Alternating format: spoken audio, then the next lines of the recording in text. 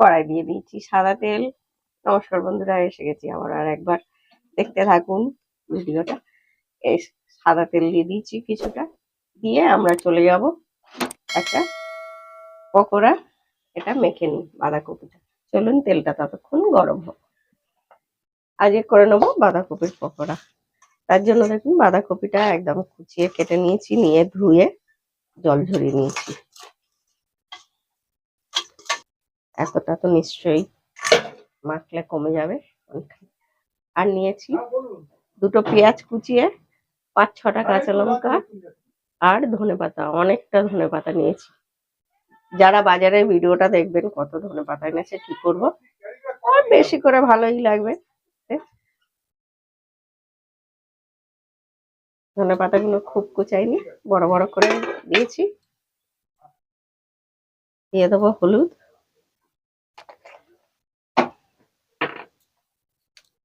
একটু জিরে গুঁড়ো, অল্প করে একটু শুকনো লঙ্কার গুঁড়ো, আর দেবো গোলমরিচের গুঁড়ো। বাচ্চারা খেলে বুঝে ঝালটা দেবেন, তখন কাঁচা লঙ্কাটা দেবেন না।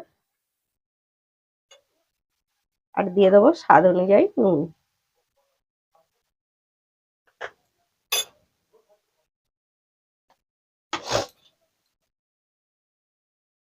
দেবো বেসন।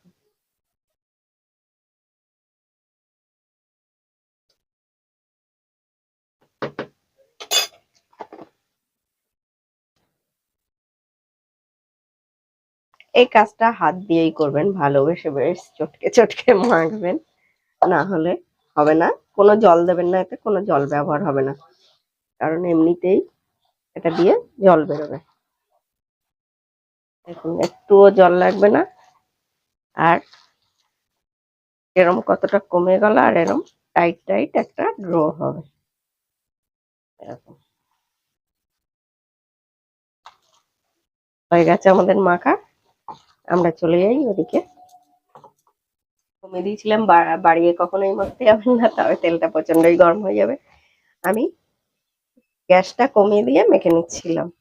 আর নিশ্চয়ই আশা করি আমার সব বন্ধুরা অনেক ভালো আছেন। আমিও আপনাদের আশীর্বাদে ও ভালোবাসায় অনেক অনেক ভালো আছি। ঠান্ডাটা ভালোই পড়েছে বেশ। আর শ্যাম্পু ট্যাম্পু করে আর অন্য কিছু করার সময় হয়নি, চা দিয়ে বা টিফিনের সঙ্গে এটা সন্ধ্যেবেলা চায়ের সঙ্গে খুবই ভালো লাগে খেতে। এখন সবজির সময় সবজিটা নানা রকম করেই খাবেন। আর যারা আমার বাজারের ভিডিও দেখবেন একদম ভুলবেন না, এত বাজার আনে আমি কি করব, তাই এত রকমের সবজি নিয়ে আমি চলে আসি আপনাদের সঙ্গে রোজ রোজ কোনো না কোনো সবজি করতে। কি আর করবো, আপনারা জানি অনেক অনেক ভালোবাসা দিচ্ছেন, এইভাবেই আমাকে অনেক ভালোবাসা দিয়ে যাবে। আর এরকম ভাবে আমরা দিয়ে দেবো। এটা কিন্তু ডালের সঙ্গে দুপুরে খুব ভালো লাগে। এটা আমি ডালের সঙ্গে আজকে দুপুরবেলাও খাওয়া হবে, এখন একটু খাওয়া হবে, বেলা হয়েই গেছে, খুব সকাল নেই, দুটোর জন্যই এটা দিয়ে চালিয়ে দেবো আজকে। দেখি এত কুয়াশা পড়েছে কি বলবো আপনাদের, শীতকালে এত কুয়াশা। আর জল আনতে গেছি টাইম কলে। সকালবেলা হলেই জানেন আমাদের মেয়েদের তো কাজের আর শেষ নেই, বিশেষ করে জানি না হাউস ওয়াইফ যারা আমার মতো, তাদের তো এতই কাজ, সকাল দিয়ে শুধু চোখটা খোলার অপেক্ষায় থাকে। আর যদি একটুখানি দেরি হয়ে যায়, ভাই কি বলবো, কারণ আমার হাজবেন্ড বেরোয় 6:45-7টার সময়, ছেলে কোনো কোনো দিন বেরোয় 9টায়। আজকে যদিও বা বেরোয়নি সে, হাজবেন্ড দুপুরে এসে খায়। ওটা একটা সুবিধা আছে, খুব পুরোপারি করতে হয় না, সকালবেলা চাটা করে দিলে আর 9:30টার সময় টিফিনটা খেতে আসবেন। আমাদের এক পিঠ হয়ে গেছে, একদম খুব হাই করেও করবেন না, পুড়ে যাবে, ভালো ভাজাটা হবে না। এগুলো আমার ভাজা হয়ে গেছে। মানুষের সব জিনিসে নিয়েই একটা গল্প থাকে, মানুষের জীবনে এত গল্প, প্রচুর প্রচুর গল্প থাকে, সবাইকারই থাকে, সবকিছু নিয়ে গল্প থাকে। কারণ এই যে বড়াটা দেখছেন, বাঁধাকপি কিন্তু বেশি বোঝাচ্ছে, এতটাও বেসন দেবেন না যে একদম বাঁধাকপির স্বাদই চলে যাবে। কত সুন্দর বাঁধাকপি বোঝাচ্ছে। এটা বলছি কেন, একটা গল্প আছে কেন বলছি। তখন আমার বিয়ের আগে, বেশ 2-3 বছর আগে, আমার দাদা কলেজে পড়ে। তখন সত্যিকারের কথা, মোবাইল আছে এতটাও নয়, সবাইকার বাড়ি নেই, আমাদের বাড়ি ছিল ল্যান্ডফোন। আর আমার দাদার একটি বন্ধু ছিল, তাদের বাড়িতে ল্যান্ডফোনও নেই। আর আমার দাদা ভীষণ ভুলে যায়। আর তেমনই একটা তার বন্ধু জুটেছে, সে ইন্দ্রদা বলে। ইন্দ্রদা কোথাও থেকে যদি দেখো তবে মনে করবে আর হাসবে ভীষণ। তা সেই ইন্দ্রদাও ভীষণ ভুলে যেত। তাই একদিন আমাদের নেমন্তন্ন করলো যাবার জন্য। আর ইন্দ্রদাদা পুজো করতো, ইন্দ্রদার বাবা, ওরা নিরামিষ খায়। এবার যাই হোক, নিরামিষ মানে রেগুলারই নিরামিষ, একদম মাছ মাংস ওরা বাড়িতে খায় না।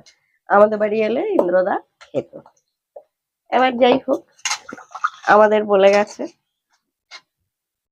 আমার দাদা মানে কাকিমার ছেলে, আমি কাকিমার কাছে মানুষ, যাই হোক। তাই এবার 3 জনে যাব, আমার কাকা তো অফিসে চলে গেছে।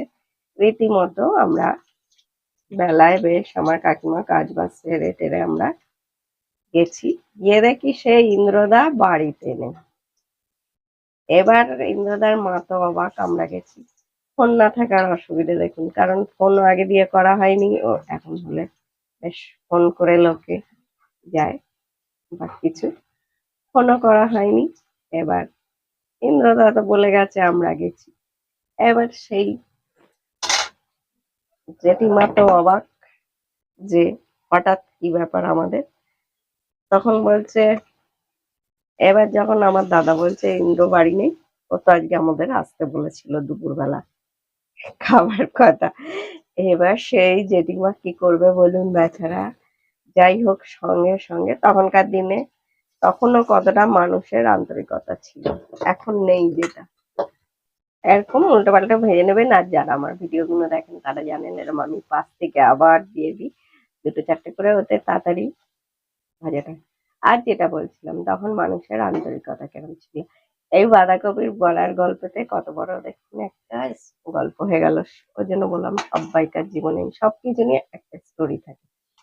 তো যাই হোক, জেঠিমা তাড়াতাড়ি করে ডাল পোস্ত এটা ওটা করলো। আর আমরা ফার্স্ট খেলাম এরকম বাঁধাকপির বড়া। জেঠিমা বাঁধাকপির বড়া করেছিল ডালের সঙ্গে, গরম গরম, ভীষণই ভালো লাগলো খেতে ডালের সঙ্গে। আর আমার যে কাকিমা, সেও, আমি তো জানি না, তখন নবিশ, রান্নায় রান্না জানি না সত্যিকারের কথা, কিন্তু আমার কাকিমা বললো, বা দিদি এটা তো খুব ভালো হয়েছে, এটা কিসের বড়া? তখন বললো বাঁধাকপি।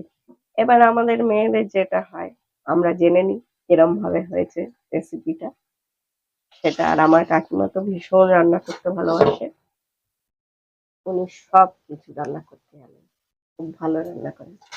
এবার যার জন্য আমার হাজবেন্ড এখনো বলে, আমি যতই রান্না করি কিন্তু বলে কাকিমার মতো হয় না। ওই যে বলে যার যেটা, আর ভালোবাসার লোক কাকিমা, ওর জন্য বলে হ্যাঁ। আবার আমার বৌদি বলে উল্টো রকম, মানে কাকিমার ছেলের বউ, মামুনির রান্না আর তোমার রান্না একদমই আমি ডিফারেন্স বুঝতে পারি না, একই রকম। যাই হোক, সেই আমরা প্রথম বাঁধাকপি বড়া খেলাম, আমার কাকিমা শিখে নিল, সেই থেকে মাঝে মাঝে করতো, এবার আমিও করি আমার বিয়ের পরে। যাকগে, আপনাদের সঙ্গে অনেক গল্প হলো, পুরো রেসিপিটা দেখার জন্য অনেক ধন্যবাদ। আর এইভাবেই আমি সবকটা ভেজে নিই। আপনাদের সঙ্গে অনেক গল্প হলো, অনেক আড্ডা হলো, মজার একটি রেসিপি হলো। সন্ধ্যাবেলা যদি চায়ের সঙ্গে করেন, শীতকালের সময় গরম গরম ধোঁয়াটা চা আর এরকম একটা বাঁধাকপি পকোড়া হলে একদম জমে যাবে। আজকের মতো মৌসুমী হেসেলের রেসিপি এখানেই শেষ। আবার ফিরে আসবো অন্য কোনো রেসিপি নিয়ে আপনাদের সঙ্গে।